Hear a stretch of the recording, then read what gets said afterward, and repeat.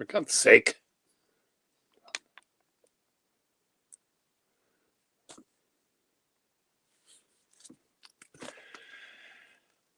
Well, my completely clean desk here is already filled up with debris, but it's not a lot of debris. I do have a few things I need to move out of the way, and yes, I'm still in my robe. But I thought I would just see if I could do something here. I got a book in the mail yesterday from one of the people I met at the Philadelphia Pen Show. And I'm going to show that to you in a second. Just going to see if I can have something that I can play with here while I'm waiting for my thoughts.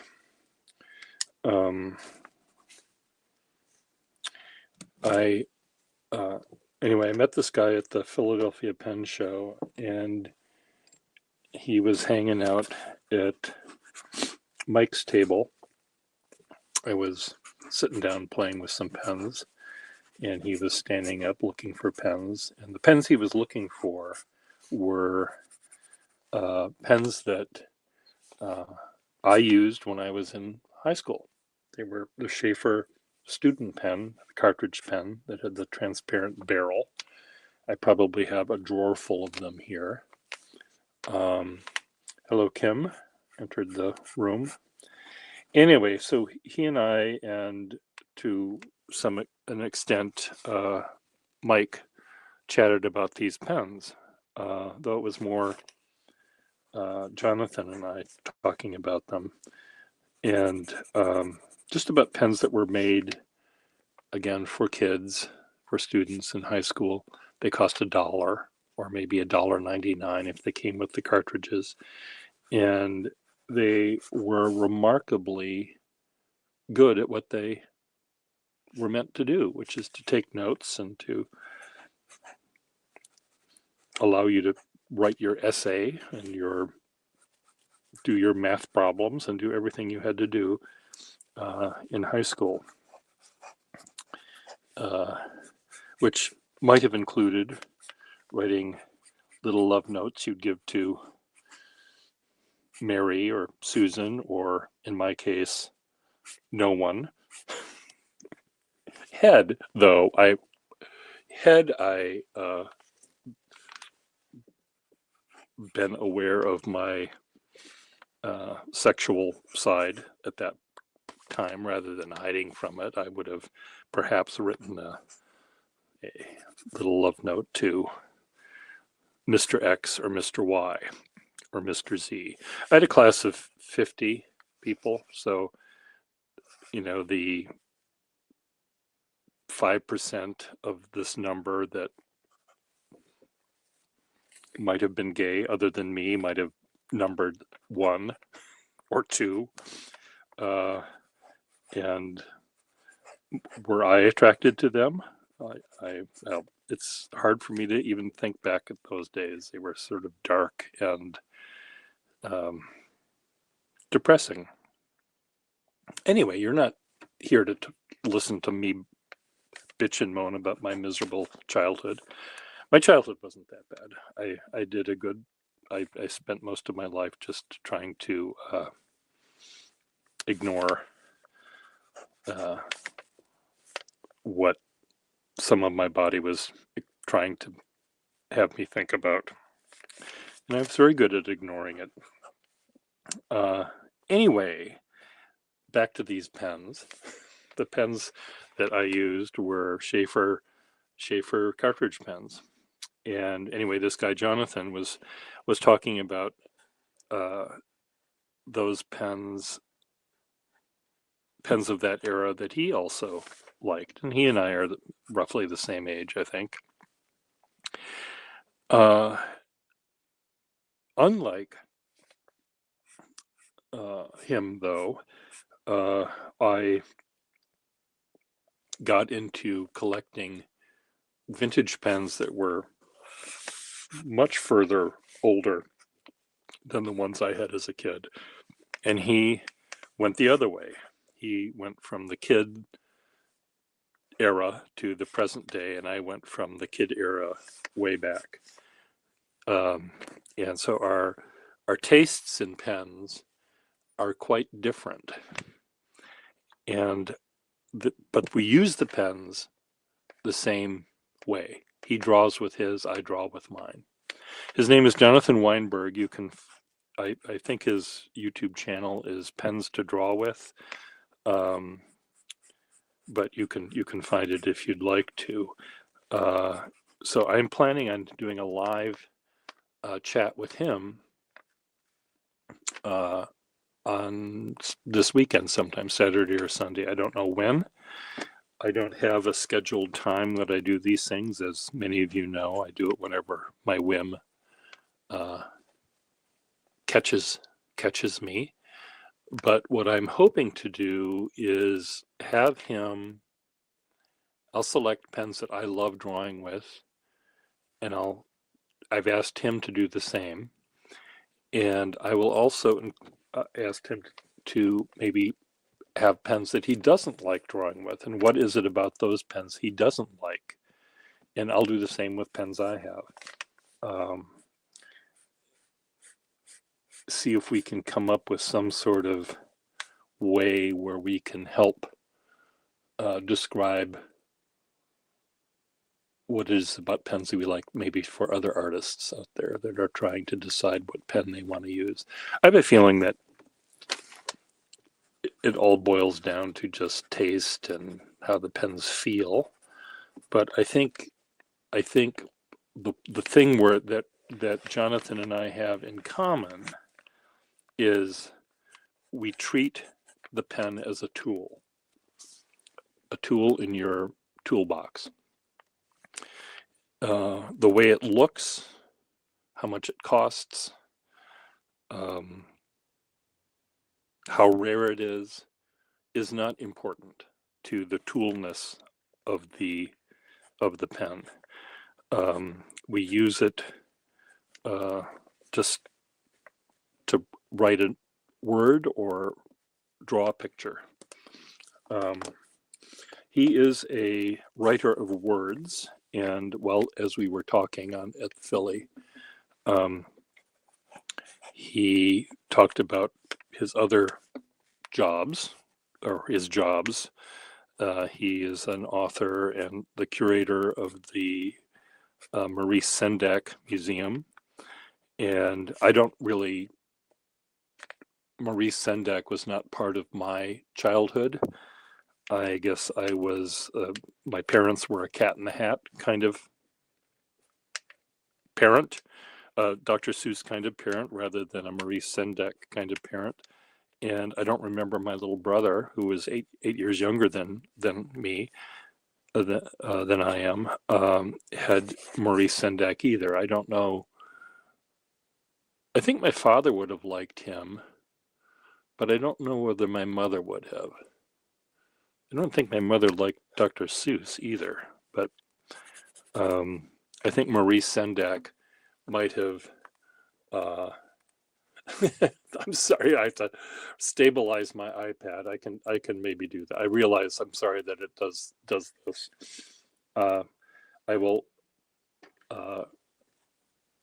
will anchor it better to my table, or just not pound on my table. I'm sure there's a way where I can. It's weird because it is connected to.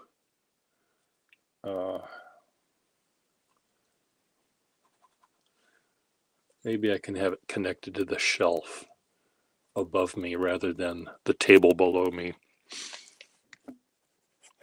because I find it very annoying too when it jiggles.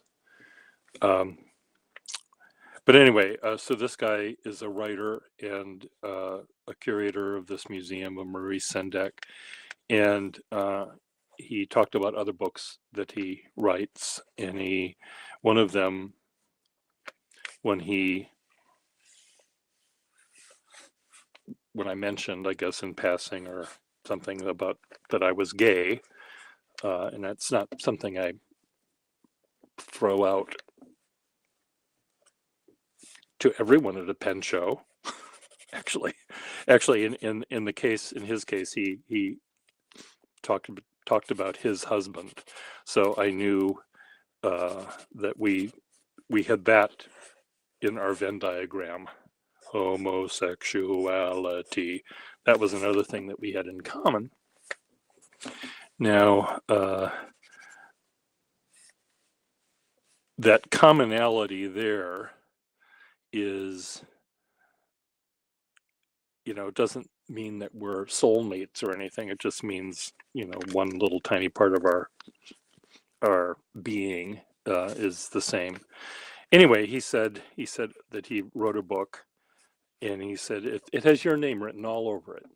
And we say that all the time to people who, I saw a movie, has your name written all over it. Well, in my case, it has my name written all over it. There it is, Peer Groups, Art and Sex Along New York Waterfront, Jonathan Weinberg. So as you can see, it's lots of words, not that many pictures. So I'll be struggling with that book. I have many, many books in my house here, but most of the time I just look at the pictures. They're art books, so I'm looking at the pictures. I don't read occasionally I might read a caption. I normally don't care about Picasso's history or how many wives he had or how many children he had. That normally doesn't interest me about any artist. But I look at the pictures, and in his case, I'm going to have to do a lot of reading. It's a lot of words in their book. So I'm hoping to get a little handle on it before I have a live stream with him. So maybe we can talk about that. But mainly what we're going to talk about, of course, is pens. And I think drawing. In his streams, his YouTube channel, he does draw with the pens, and I think he's kind of a sketcher more than a draftsman. I think his art is more expressive than realistic. I haven't seen a lot of. Well, actually, I did go on his website, and I did look at the drawings and paintings he does, and they are bolder and more colorful, a little bit more brushy than maybe I might do. Though I'm a chameleon when it comes to drawings. I can draw in many, many different styles. So it'll be interesting again to see the pens he likes drawing with, and we can maybe we both can draw the same scene. I don't know if he works from photographs. I know that when he paints the figure, he has either the figure in front of him or maybe a photograph. So maybe he does that with trees, or he did do it on his channel. He did do some drawings of trees. So maybe we can both have the same reference photo in front of us, and we both can be drawing it, and you can see how differently we draw, how differently we hold the pen. I'm a hatcher. I think he's a cross hatcher, so that's a different way of drawing. I think he's more of a contour drawer. I'm more of a shape drawer. I'll look at a scene, whether it be a human or a cityscape or something, and I'll see big rectangles or squares of color and a triangle of gray and a circle of black, and I sort of draw those things, which end up looking like a scene, whereas he might draw the outline of the tree or the building, and which is a perfectly legitimate way to draw. There's nothing wrong with either one of those ideas. We approach rendering toward the same aim of making a realistic drawing or a relatively realistic drawing of the scene we see. And we do it in two different directions. So it'll be interesting to see how this works. I might grab from my collection maybe some of the pens that we both used as kids in the 1960s, and maybe I can draw with those. I know I did in the 60s. I haven't drawn with them in decades because they don't have flexible nibs. So, but maybe trying them out again will make me appreciate them all the more. Hello, Scruff. So this is by way of introduction to you guys to visit and watch us live sometime this weekend. We haven't picked the time or the day yet, and maybe things have changed where it's not going to happen this weekend. But I just thought it might be fun to let some of you know, and maybe he can let his audience know that we're going to be doing a side-by-side routine. And maybe we'll also invite other artists to join us, or other people to join us and talk about the pens too. I don't know. We haven't gotten that far yet. A difference between the videos I make here and the videos he makes for YouTube are I don't edit. I don't do anything. They're just the raw footage, I guess, that we see live happen here. If I don't like it, I don't put it up. If there's 10 minutes within an hour of chatter, you'll have to deal with the other 50 minutes to get to the 10 minutes that are actually important. That's up to you. So I'll try to make it interesting for everyone. But he and I have not, though we did talk face to face at the pen show for about an hour as we're looking at pens and stuff like that. We didn't, it wasn't scripted, it was conversational, and I'm sure that that's what this is going to be like too. But it'll be interesting. I'm not guaranteeing it's gonna be great, but I think it'll be good. I don't know why it wouldn't be. But we'll find out. So, and then I'm going to try to read some of that book so that he and I, if the discussion goes to that book, we can talk about it. There's also a YouTube video of him speaking at the Whitney Museum of Art about that book. So I might also watch that in advance of I think what I'll do is I'll start the book, reading the book, so I get a sense of what it's like before I'm being told what the book is about. And it's a book that, probably doesn't have a surprise ending. It's not that kind of a book.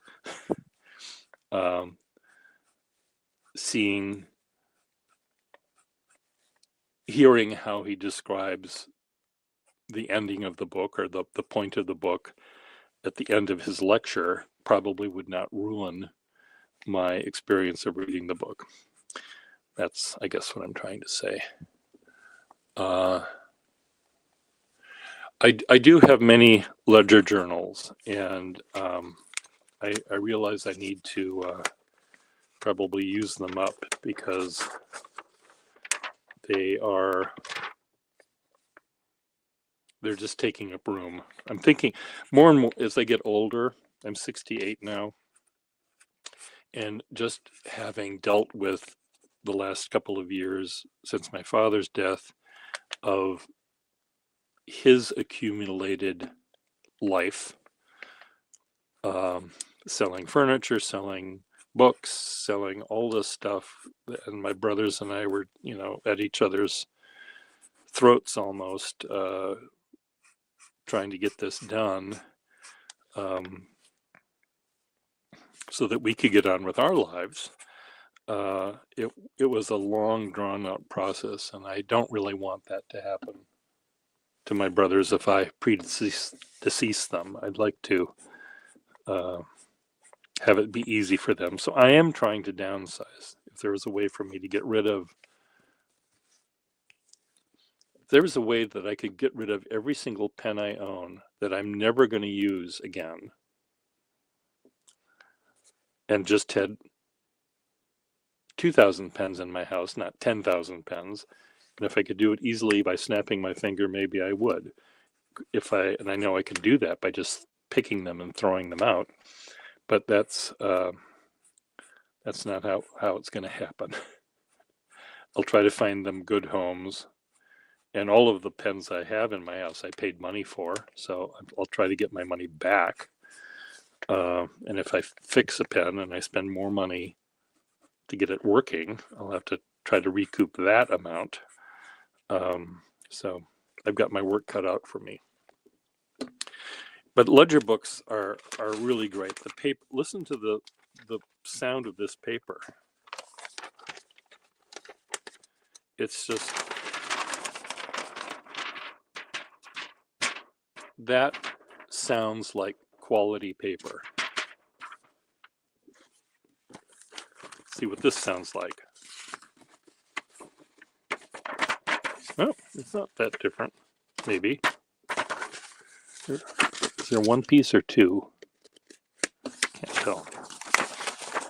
Anyway, there's some paper you get that just thuds. This paper is, I don't know what GSM is, but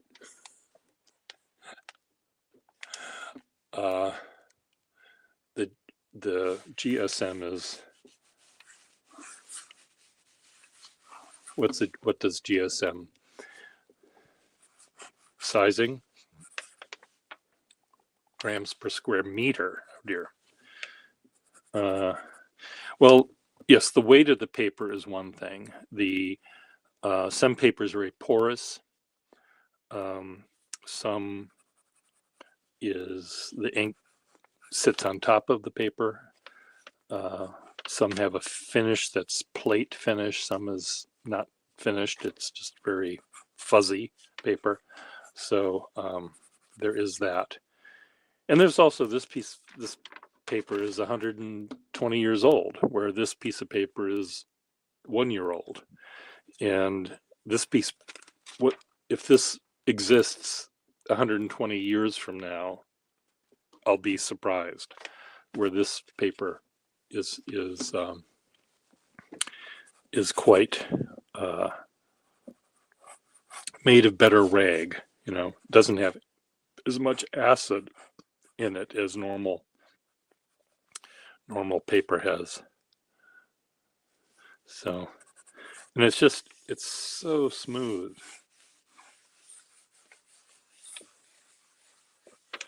So it's like a skater on ice. It's just such a joy to feel it and to put the pen across it. It's just lovely. And some other paper, you can't wait for the zip code to be on it so you can put a stamp on it and get it the hell out of your life, because it's so awful.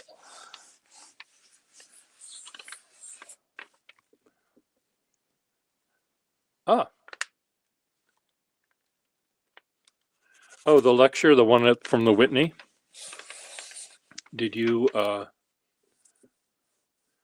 know about it? Had you seen it long before? Todd, he sent me this. He said, I've got a book to send you. It has your name written all over it. And this is the book he sent me that he wrote, which My name is written all over it.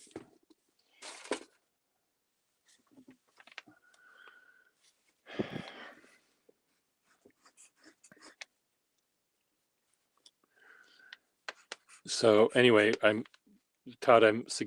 mentioning that he and I will do a live side by side thing sometime this weekend is when we're planning on doing it, and it'll be about pens that we use to draw with.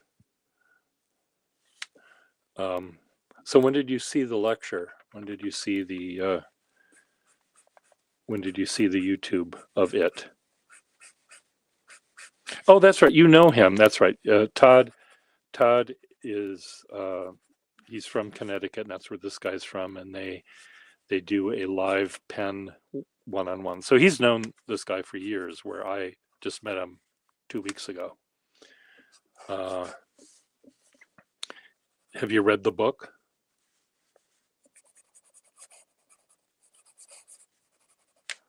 This is a lovely nib on this pen.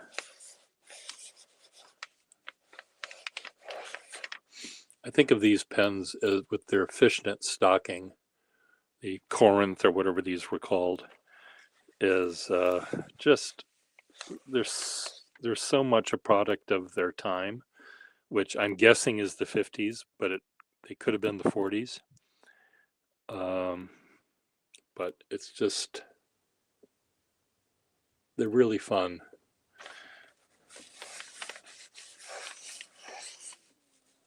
They came in 3 colors: blue, this reddish color, and black. Yeah, I did enjoy the conversation I had with him about lots of stuff. We talked about art and drawing and pens, of course, but but it was a lot of fun. And Todd, yeah, it is sort of like the Waterman version of the Tuckaway. So Todd, I'm gonna see if I can do a seminar next year at Philly.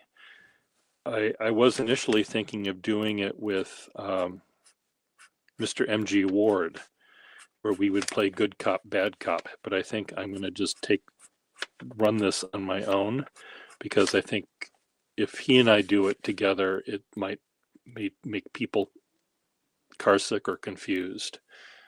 Whereas I think if I do it on my own, people will be confused, but in a different way.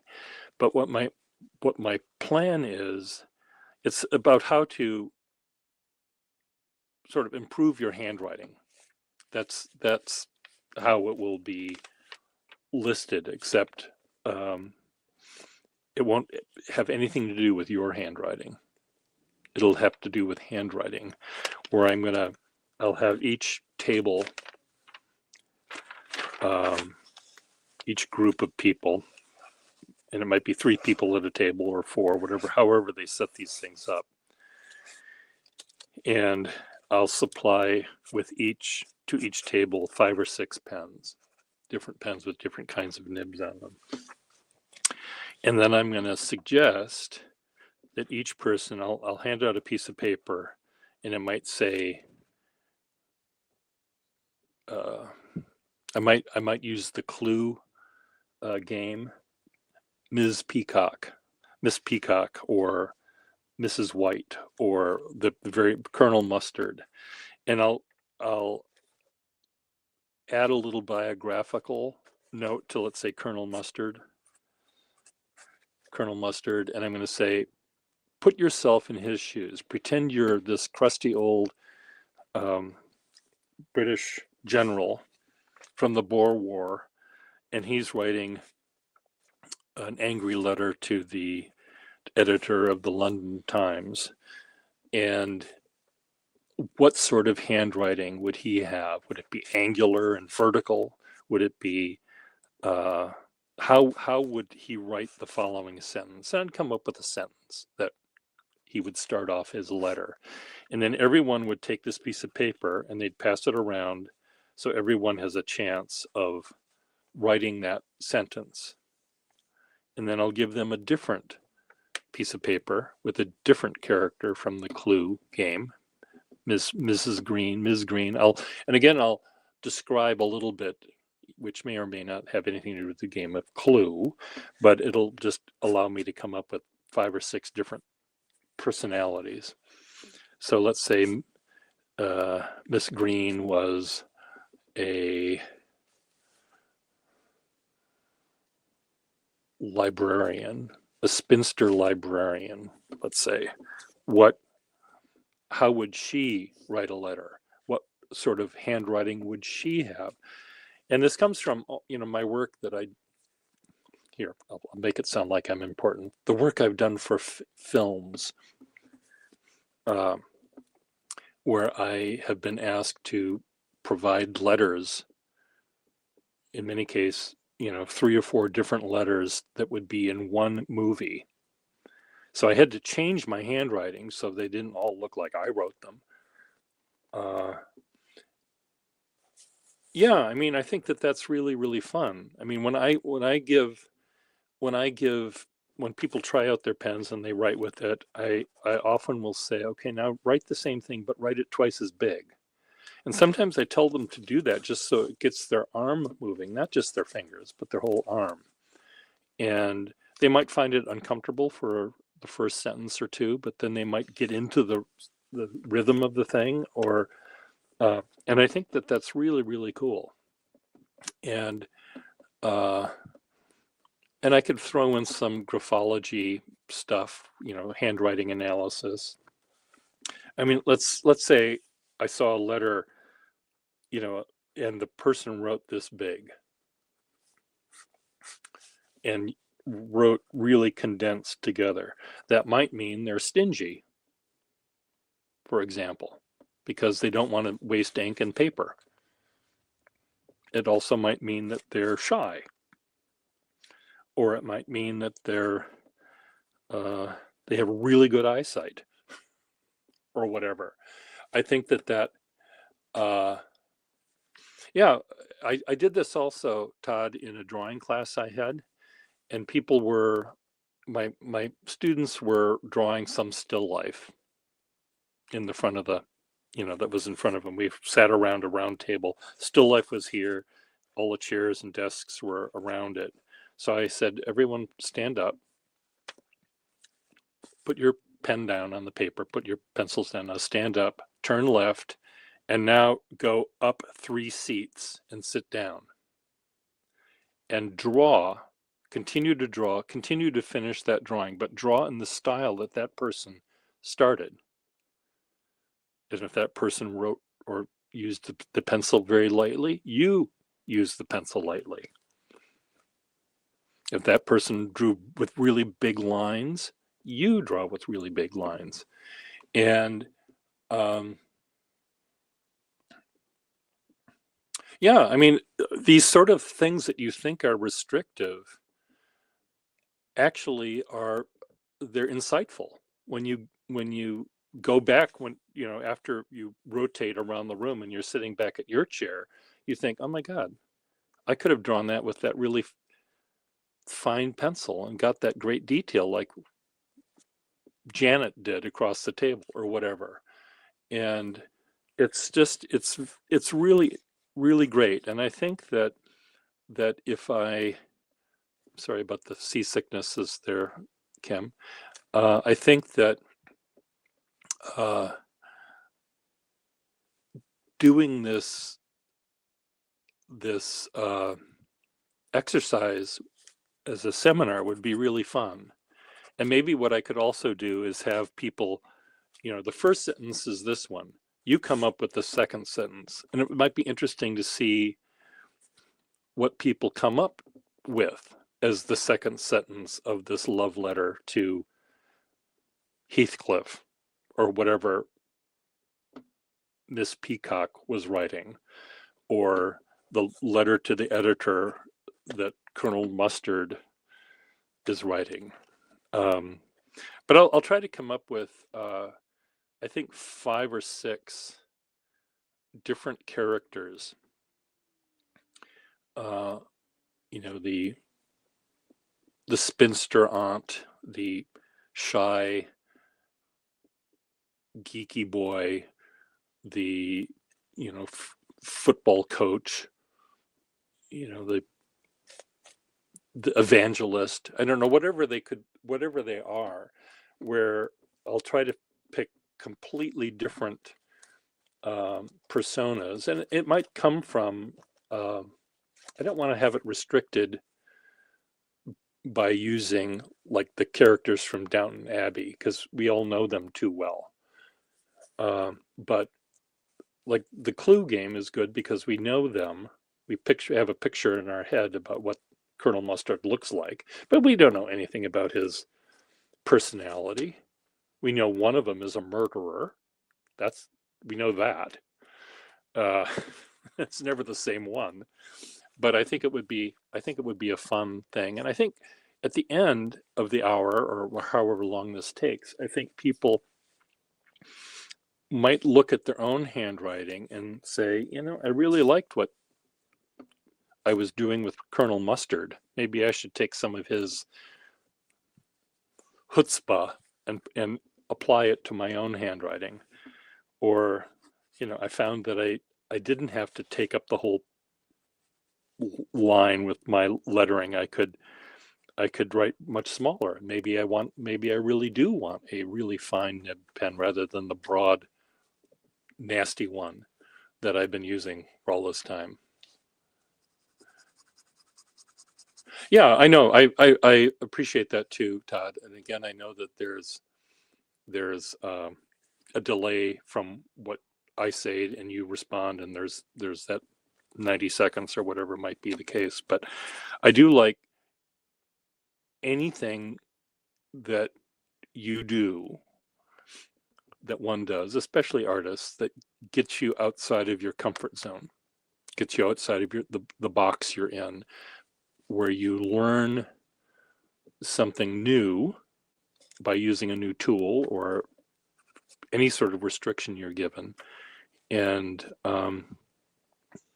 you have lots of brain cells that you've never used before that are now put into use. I think it's really fun. So I'm gonna email the people that run Philly to see if I can schedule one of these things. And I know that some of these things cost money. I wouldn't necessarily want this to cost any money.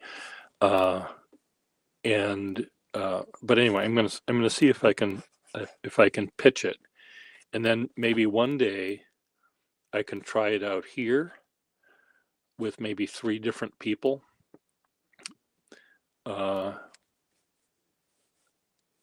And fine tune it just to see how well it works, and how to word it, how to make it work. So that's my plan.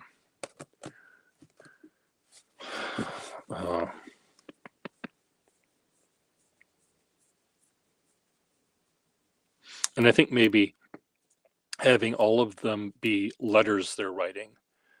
They're creating something that they're writing to someone else. So it could be writing to a lover, it could be writing to the editor, it could be leaving an anonymous note somewhere. So it'll be fun. We'll see what it comes up with. But I may ask people that, like you, that know me pretty well, for some advice about what sort of characters I should have these people be.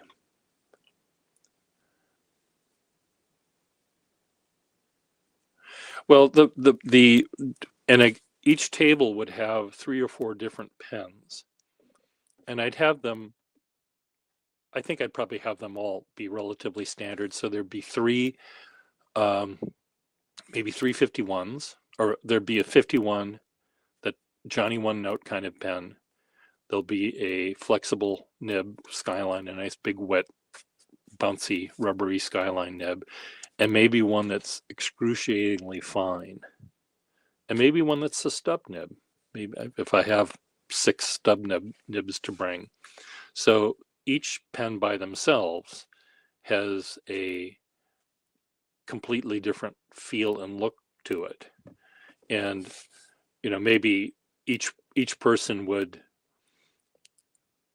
write on their own. The Quick Brown Fox jumps over the lazy tail, or whatever the hell it is. That one, the lazy dog. Everyone would write with each of those 4 pens in their normal handwriting as our control. And now we're going to take that handwriting that you just did, and we're going to have fun with it. Yeah, Marie Dressler. So Fox, who would like to join me now that I got an audience of 8? Does anyone want to come in here? Invite. Copy.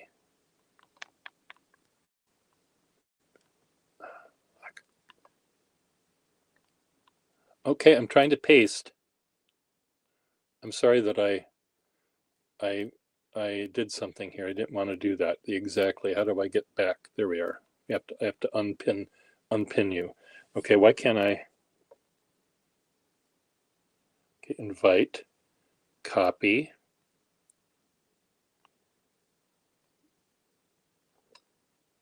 Okay, I'm trying to paste. Why isn't it paste? There we go, paste. Okay, now people can join if they want. Yeah, I would, for the flexible pen, I think I would, I'd make it a Skyline, something that has a robust, relatively broad nib. And I'd give a warning, this pen, do not press down more than that. That's the limit. So I'd try to make it, I'd try to make sure my pens would survive.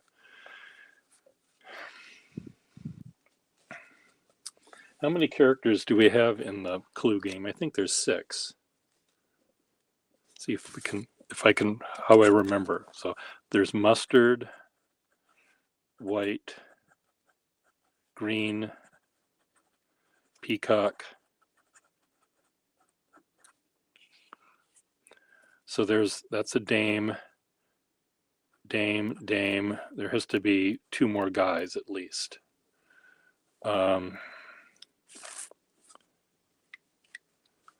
Professor Plum, right? Plum. So they have to be different colors too, I guess. So was there a black? Colonel Mustard, plum, green, peacock.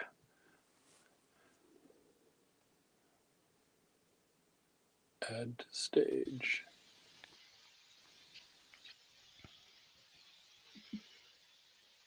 Hello, mister. How are you today? I'm doing A-okay. And how's Chicago land? It's a bit cold. Okay. But nice. Okay. All right.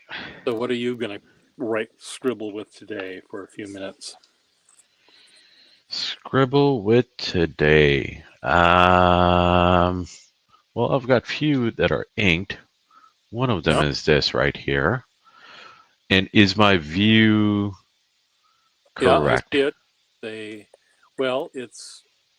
I see it vertical. I see the bottom of the pen there. Now your hand is coming in from the left, which is fine. It's okay. Oh, okay. So there is something wrong there.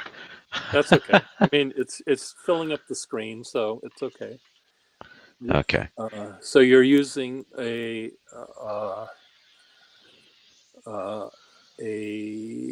safety pen. Yeah, it's a tiny baby. 442. Correct. And a half, I guess. And they called those babies, did they? Yeah.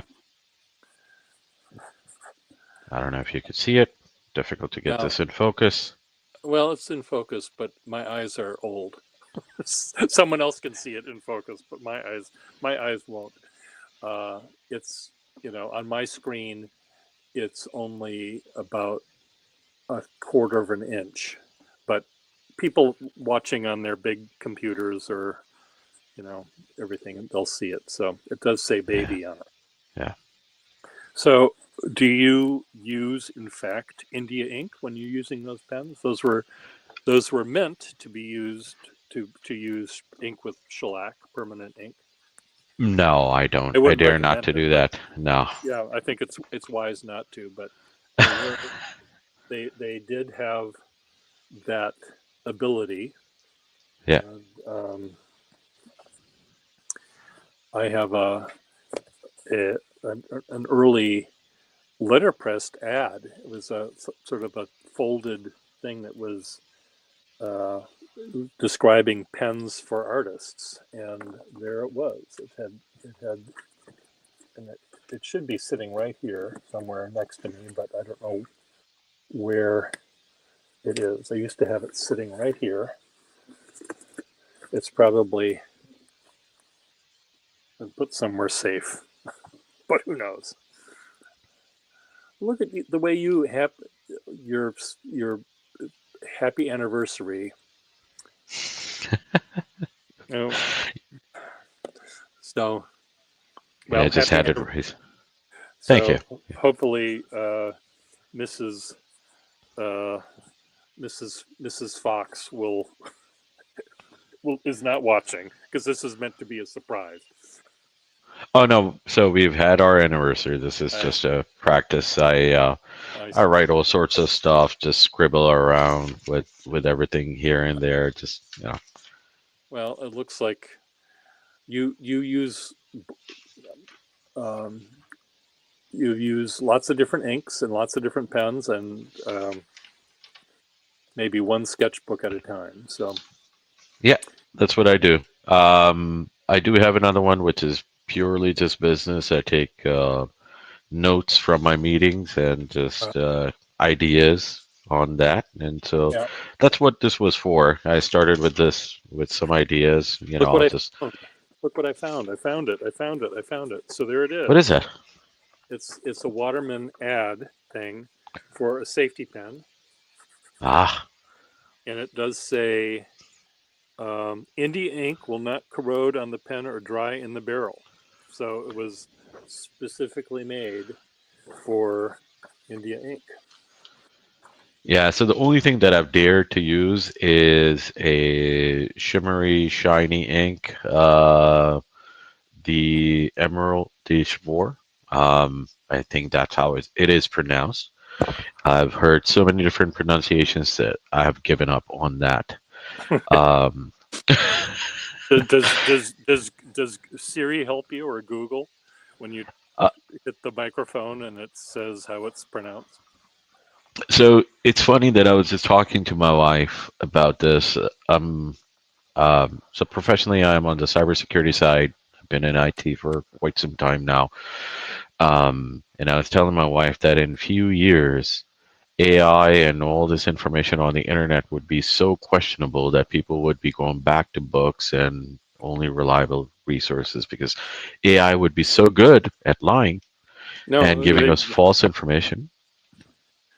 so Scraft 1927 is when the drawing was done. So I have a feeling that they would have used a drawing that was contemporary to the ad. So I'd say 27. So well, that's very true. I mean, I, I don't trust anything on the interweb, and especially now when the fact checkers are no longer employed by where I get most of my news. And it just seems like, why not? What's wrong with a fact checker? How Hmm. difficult is it? I Yeah. mean, okay, now you could ask them to remove the, it's a good thing that Trump is deporting all sorts of people. You could take out the good thing and leave the fact, Yeah. the actual fact of deportations as true. There's nothing wrong with that. the opinion part could be in red ink and the truth could be in black ink, Hmm. but there shouldn't be any any discussion about, for example, that Donald Trump was found guilty of felonies. That's a fact. Now, whether a jury found him guilty, a jury of his peers, he was found guilty. That's a fact. Whether he Hmm. was guilty or not, maybe is a different story. Maybe, but the idea is there are facts that we shouldn't have any difficulty keeping uh, understood as facts, and then the Correct. opinion can be in some other color. Uh, Exactly. I have one of my favorite books is or set of books is the 11th edition of the Britannica, which came out in 1911. Not because of it's the 11th edition, that just was coincidence. But anyway, it came out in 1911, and uh, I love that book. It was at the time they hired the smartest writers, the smartest contributors. They spent a lot of money making this thing happen, and for a long while, it was incorrect about how many planets we have in this particular solar system. But now it's correct again because they've changed Pluto.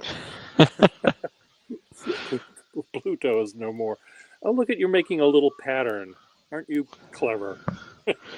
Well, I'm Beautiful. just trying to line up the ones that would probably classify for a safety pen. I do have few, so I here do. are.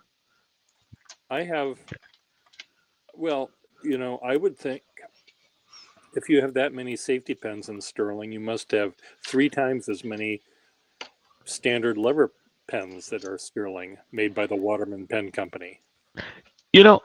I do have few lever filling mechanism, but I got to be honest here. I personally love the um the eyedropper pen system. It just is something that I think gives me a great quality of the ink flow, Yeah. the way that it comes in, and I have yet to find. I mean, few lever filling pens that I do like for example, this 55. I have a video on my channel right now for this guy. This pen wouldn't stay there. This right here, Yeah. and it's just absolutely beautiful, just great writer. I have the sample writing from it too, and just amazing pen. Um, Here's my pretty display of of safeties. I oh only have yeah, two. I only have two that are Sterling. But here's the artist pen, the one that they talked about in that ad. yeah, $7 with its little tag. So wow. it's actually true. Uh, oh, I have three Sterling, Yeah, and you maybe have them I in think brand new. I also have a smooth Sterling with that telescoping cap thing that they had. Oh yeah, so you're talking about are you talking about the telescoping cap and the body? Or are you talking about the one with This the? has the cap that comes off, that where you can keep the cap outside of the metal cap attached to your chain around on your connected to your blouse if you were Gotcha. a librarian. Yeah, I Um, don't have any safeties in that version, but I do have the 512s and the well, primarily mostly the 452 and a half Vs. And I do have the EXT version 472 and a half V, where it extends on the cap side, and then uh-huh. it also extends in the back. Oh wow. I don't have So one. yeah, this is one of them. Lovely little pen, great nib, very nice, very soft. So soft that I'm afraid to touch it just like that, and it is just a simple eyedropper. Now I I hope I'm never. There was one pen that I sold a friend of mine that I was afraid to use, and I'm glad that he has it. He's afraid to use it too, but he does use it. Uh-huh. I'm just looking at these. A lot of these don't have nibs because I don't. I take the nibs out and I put them in a pen that I'm not afraid of using. I do have a 48 safety, a number 8 nibbed safety, Oh, lovely. which is the size of a house. It seems compared to these. Yeah, eyedroppers are the only issue I have with eyedroppers is that your hand heats up the barrel, and there's no air in between to sort of mitigate the temperature buildup. So you might end up uh, spilling ink all over the place. Yeah, you have to be careful. But if you just You have to remember be careful. to lift the pen up and have the pen aim to the sky, it's fine. And that's why I think lever fillers are always better for me than eyedrop fillers. But there's something so beautiful about the simplicity of a Waterman 12 without a clip, just Oh a yeah, piece of hard rubber with a nib stuck on it. yeah. I've got a few of those too. And I love the 12 so much so that I'm trying to get every variation of it that is possible. And then this one right here, this is a tiny guy, the 41. Yeah. Oh wow. I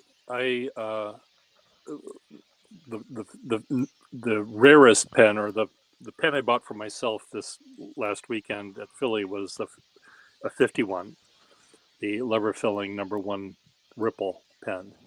Oh And yeah, yeah.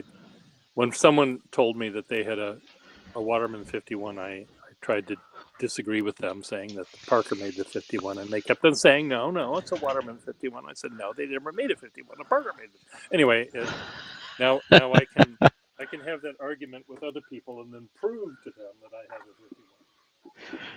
51. Yeah, it's What I like about what's nice about this one, here it is the Ripple has the reverse trim, so it's nickel trim on a Ripple pen. So that's an extra fun thing. But what's neat, look at how tapered that section is to get down to that one-sized nib. This is the same dimension as a 52 and a half. 100%. So it's just this part here that gets different. So here it is. I got this from Mike Daigle. Todd. Mike Daigle. Yeah. Okay. Yeah, so right next to the 52 and a half, right here, the thing that you were talking about, the topic. Yeah. Yeah. Here it is. So on the right is a 52 and a half. And then on the left is a 51. I got this one from Mark Hoover. Okay. Now, are so the it's fully caps restored. interchangeable there? The 52 looks like it's bigger, but just I think so. Do the switcheroo. See if let's try. I mean, I'm imagining they are, because it there fit. you go. Yeah. It fit. Now, do you have a 52X? I do have a 52X body. I don't have a whole pen. And I just happened to saw... Go ahead. The body and the section are the hard parts. The caps are interchangeable. Yeah. And that's what I did. I stole the cap from a 55, and it fit perfectly fine. Okay. I found the... Sorry, you were saying something. No, I said yes. That's yeah. The 55. Here's a 55 in red, and I've got a 52X in red in a drawer that has... in fact, let me just get it, since it's right over there. I know where it is, as a matter of fact. Yeah, I don't have a 52X in red. That I don't. This is recently acquired. I saw this by Five Star Pens.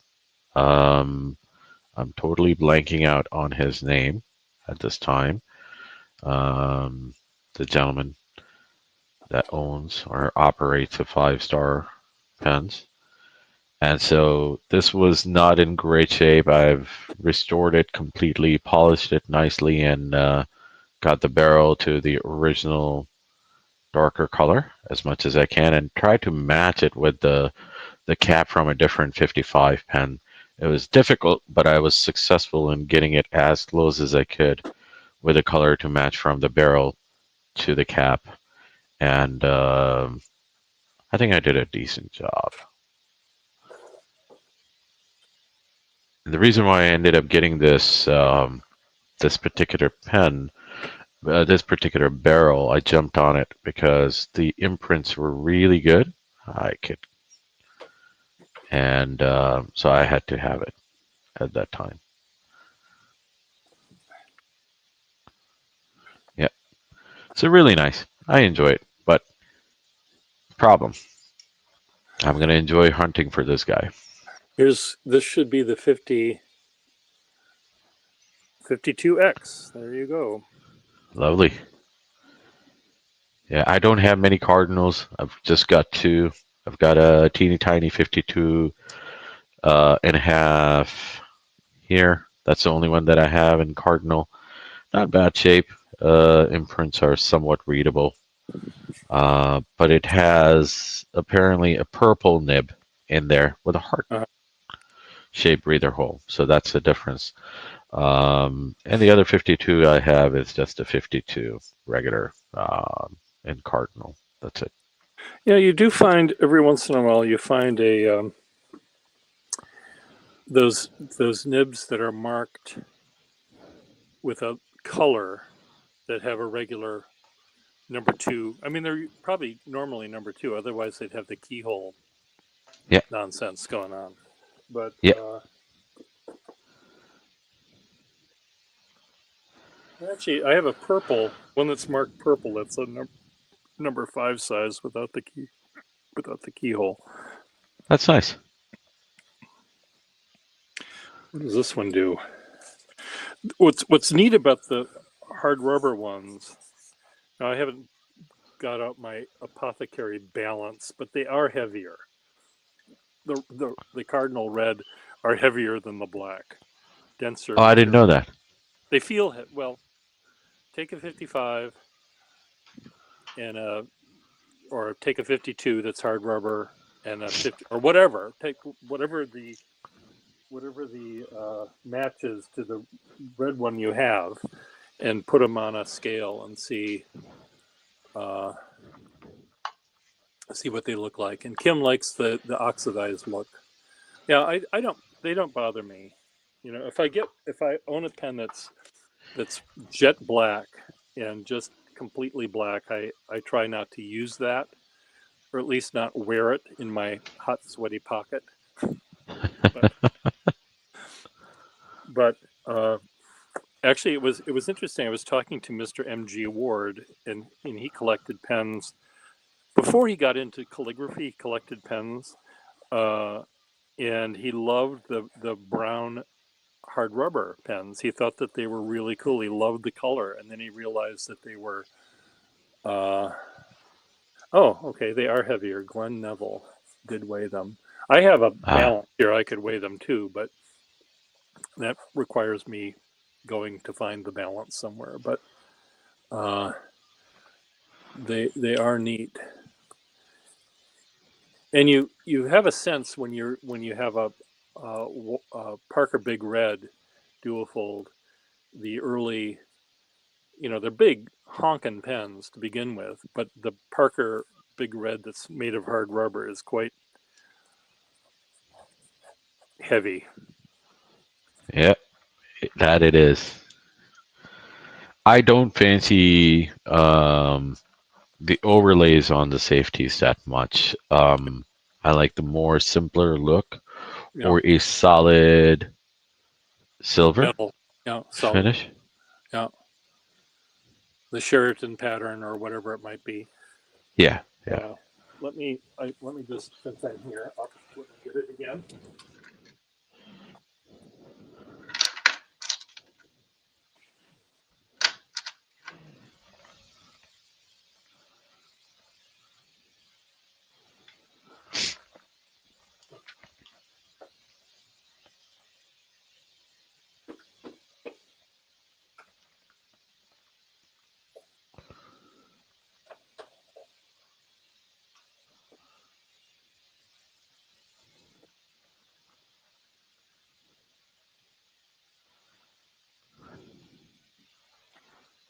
I'm a big fan of smooth sterling, and anyway, here's another safety with the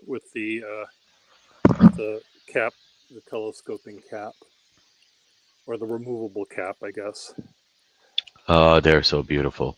in hand engraved vine. I think I have another one of these somewhere, but Yeah. I'll put that with the rest of its. Yeah, so I have some similar situation or scenario if I could find that bag where I kept it. I've got two project pens that I need to restore. One is a solid gold overlay where somebody had stuck the cap on top of the bottom end of the barrel, and I got it to release it, but I need to restore it, put the new seal in, and be done with that. And I do have a question about that later when we do get the opportunity to talk about it. Is to go with the cork seal or with the O-rings, and if you do with the cork seal, go with that. How do you go about getting that I cannot size? answer those questions. I don't repair any of those.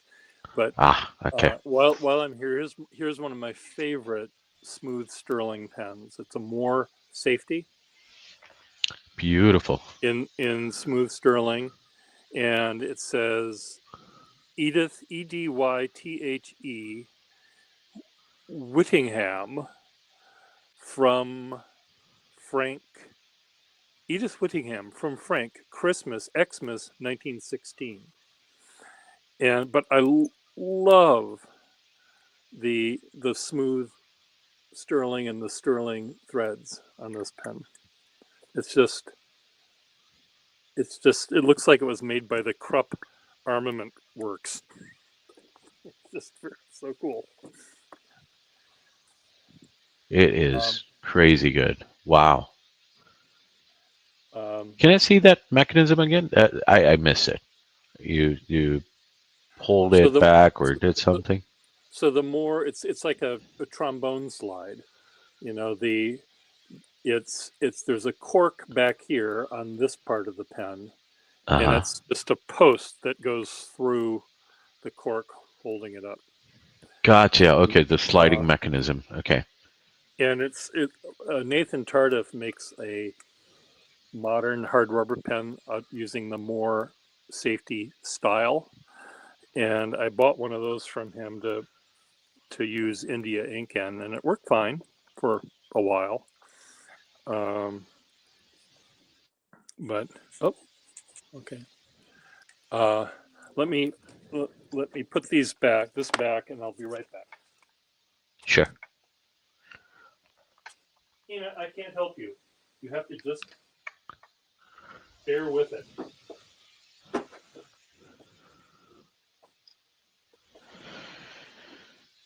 All right. What else do I have that is sharing worthy?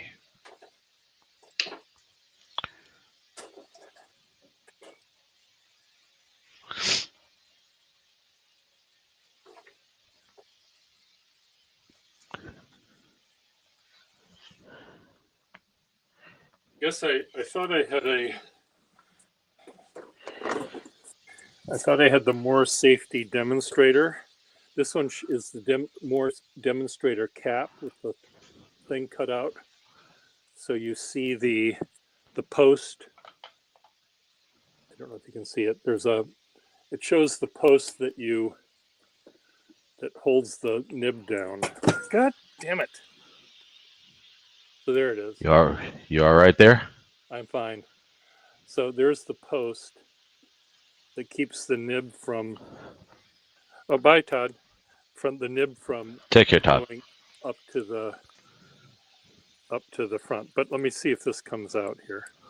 So it's just a post that goes through a piece of cork on the bottom.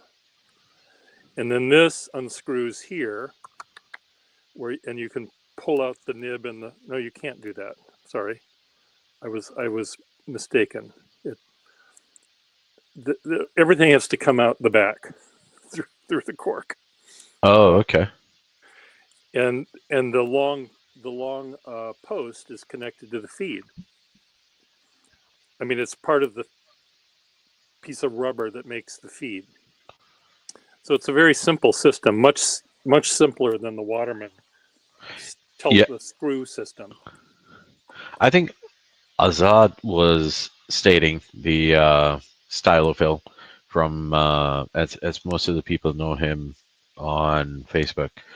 He mentioned something that he prefers the more safety pens over the Waterman because Waterman safety filling systems are more fragile.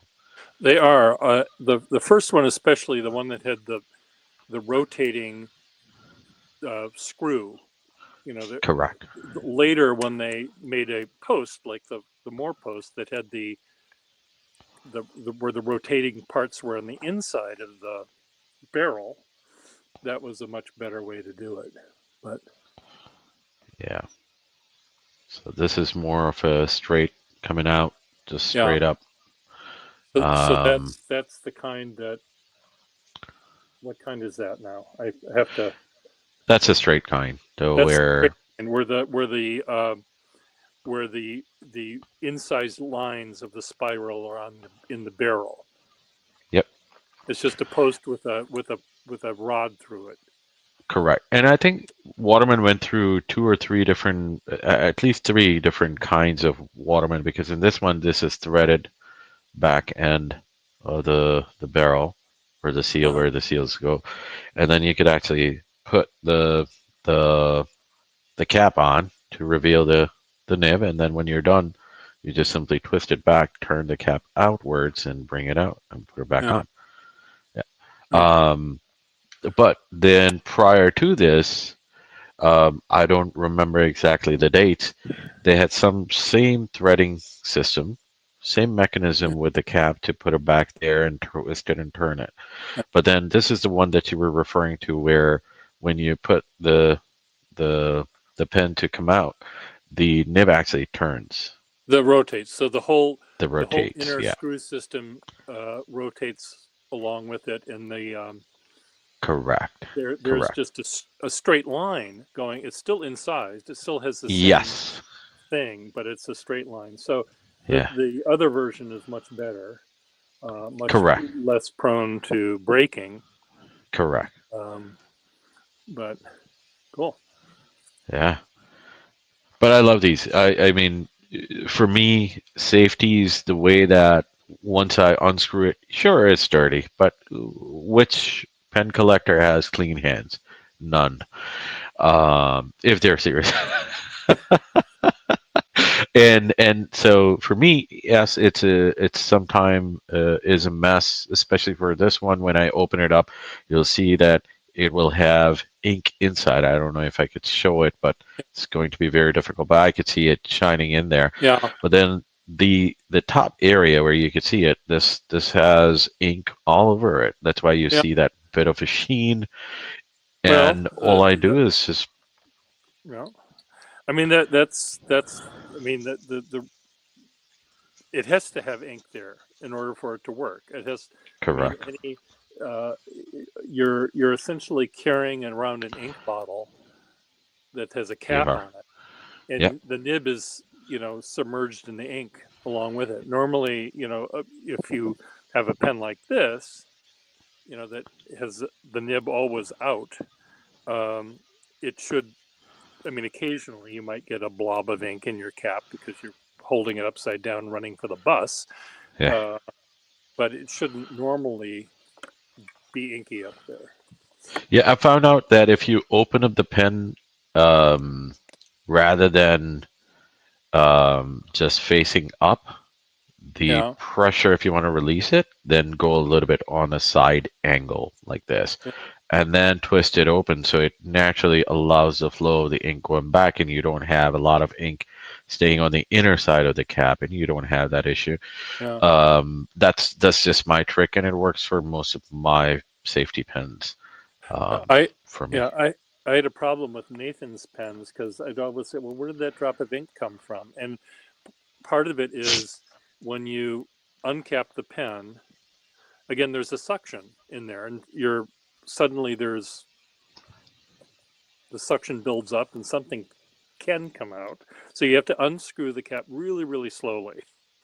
But also when you pull the back of it down like this, when you do pull this down, well, you're causing the ink to be displaced by that much volume of other stuff that yeah. sometimes an ink. So you really have to pull the thing down really, really slowly, which is hard to do when Hmm. when the cork is really a good cork Yeah. and it's airtight. You just have to aim the pen away from your drawing. Uh, Otherwise, you're going to be upset. So I got a question for you Yeah, because you have a lot of parts, pens, this and that. yeah, This pen, yeah. I want to complete this. I don't know if you could see it. It looks like a 56, but it may not be. I don't know. What Yeah, is it? it is a 56V, Oh dear. Okay. pristine condition. A six cap with a clip A halfway up, which is 56 cab with halfway up there. Yeah, that's what I'm looking for, and it's a beautiful, beautiful pen to be put to use. It's got a great nib. Um, good luck. I don't just have those beautiful. parts. I am so tempted to purchase or acquire a 56, send it in for repairs, use the same clip, and have the individual just take it out, put it back up where a 56V would have. I saw only one of these that was sold historically on GoPens.com, Mhm. back when Gary Larry was still amongst us, and and and it and I saw it was decent price, very nice, but not in this state. Yeah. Otto Yang collects pens of that quirkiness. Short, fat, tall, skinny. He loves pens that are oddly proportioned, and I think he even has a 58V. He does, he Yeah, does, I think and so. him and I we share similar kind of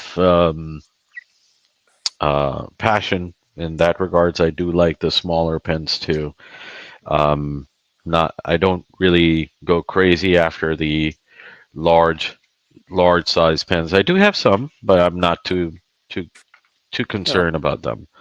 And so here is my my smaller sized pens. That's a 51V, sorry, 52 with the chrome finish. It's a Yeah. Okay. chrome. Yeah, that's quite less common because 52 you'll see it um in Gold this, fill. yeah, with, so 52V you don't find it in the chrome, and this is again a 52V with chrome fill, well, not chrome exactly, nickel, but without the band on it, any kind of band. It's Yeah. just another, you know, new old stock 52V, no clip. Yeah. Then that's a 52V. This is a 54. No, this is also a 52V, in wood grain. So another 52V. This is a 54. This is a 54 in Ripple. Yeah. Yeah. Sweet. Yeah. So I like that. And then these two are less common, but they are. This is a 12V vest pocket. Come on. Yes. Yep. 12V PSF, yeah. Yep. Actually, this is just a VP, 12 VP West Pocket. Great Lever full? condition. Lever or screw cap? Screw cap This is eyedropper? a screw crap eyedropper. Yeah. Okay, so a 72. It's a replacement for a 72 small. This is not Okay. exactly 72 would be longer. This Okay. is much shorter. This is at the same length of the 52. That's Yeah. why they're all. And then this one is just another 14 vest pocket. Another good one that I had. Both pretty much in similar condition. And then all these are just the secretaries that I have in my collection. Different secretaries that are there. One in red, one in plain, and so on and so forth. There is that one right there. That's carrot band around it. You usually don't see these because I suppose that these are mostly not supposed to be high end Uh-huh. pens, but still there. Yeah. I'm trying to find my 72 Oh. drawer. I seem to have. Is it here? Where are my 72s? Sorry about that. I may have gotten disconnected there. Can you hear me? I can now, yes.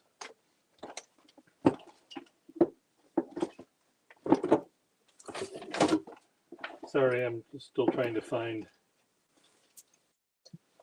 Huh. Oh, somewhere I've got some 72s. I thought I had a drawer of 72s, but they get mixed up.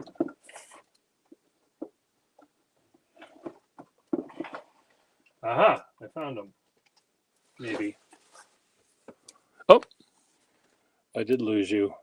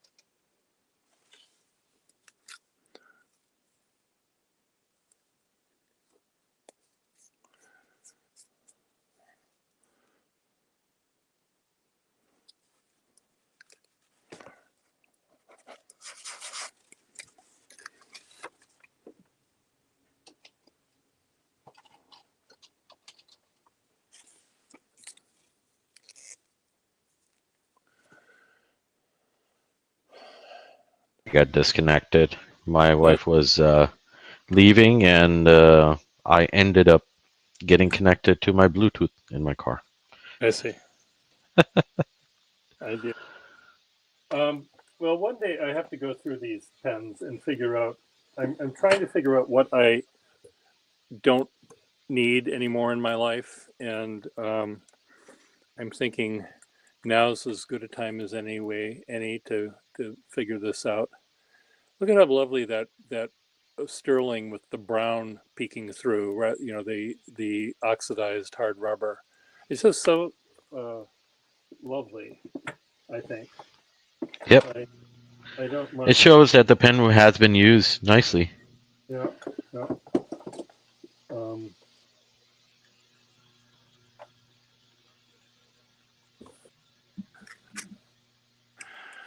anyway, lovely, lovely pens. I'll have to. How many pens do you think you have in your collection? If I were to ask you to guess. Would have to take your leave. Apologize for that, but Okay. I've got a few things that I need to take care of. Okay. As always, Well, I as well. So, you be good. See you later, everyone. take care, Bye. everyone. Bye.